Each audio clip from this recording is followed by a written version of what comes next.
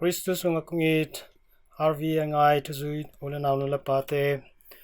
Tuni Lungdamna Laisiangtho isim Lungdamna Laisiangtho ina John alian somle guk aneo somnile tumpanina somnile kianna hi topai suina vantung aka maina anung zipite tunga again atupi mama tutampi takamna laka atupi penina banghiam chile no te adi na hu pa akichi khasiangtho kong solding hi chi kamalai hi topai su leitung na sepna te aman ke takchang ina van tungama apa kyang ong cha san ki ta hi aizung tona sep te aki sep suak te na dingin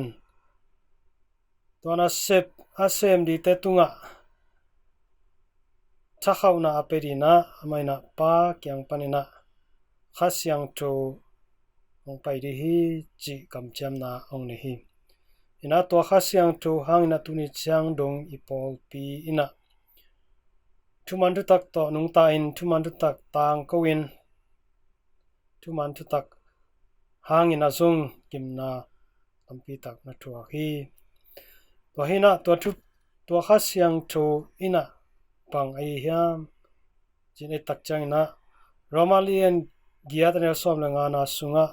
misano polina to khasiangtho ina no teng lau sak sila banga ong piang sak hiloin to khasiangtho ina pasien tate ong suak sak ai hi chi hi ina to pai suing sol di khasiangtho ina ite lau na te ving sakina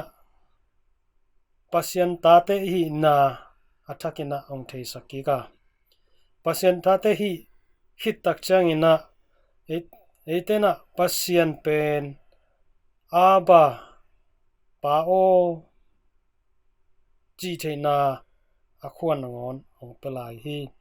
to man eitena khasiangtho happy na hangina pasien pen pa chi thei tai maunina lamkhat panin chile hangina eitena to khasiangtho hangina pasien tate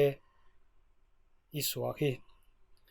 to manina pasien tate iswa na I akhuna ji ina bangom hiam Roma alian get ane som le sigi na so inlang na ite pen ama tate ihi manin mihing te ading aki koi thupa inga bana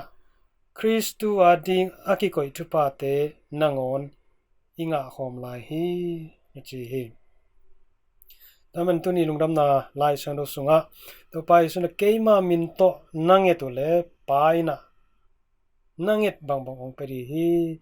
no te I lungdamna akichin thinadina ngenon china ong sol hi namana khasiangtho hangina eitena pasiani tate suaka vektham loina pasien I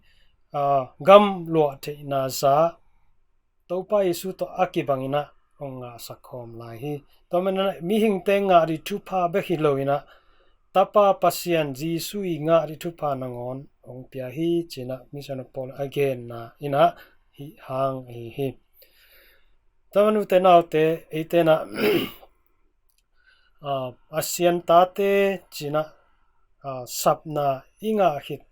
nung sangina bahangina ite pasien maya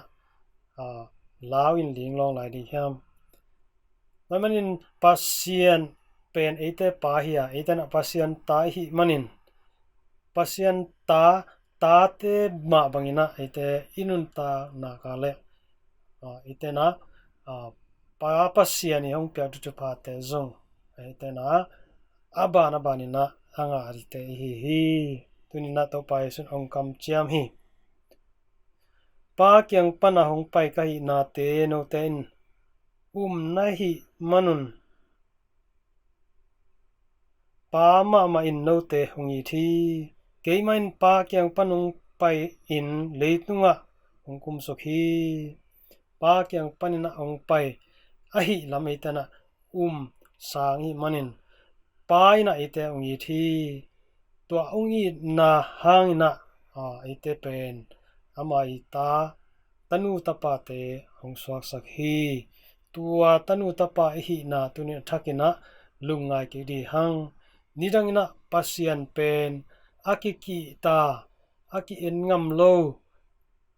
hinapina tuna Jesu Christu hangin amai hong sol khasyang dawangin itena pa o china sapthei na akhona yi khat inga hi tan tuna hi akhona yi pa chi jina khona yi ai kele pasiani tanu tapa chi na inga zaina bangza takina eyarina manpa hiam tunina athakina lungai keken ta din muni manin ta te hoi ta hoi no tanu hoi tapa hoi te iso zona ring pasian maya ki suang lo takin itena pa o china ikisap na te angen ngam te I chanirina athakina iten lungsum te po pha in chunget na to han cham chen ni china tha ki pya hi no pitunga to pan to pang pata hen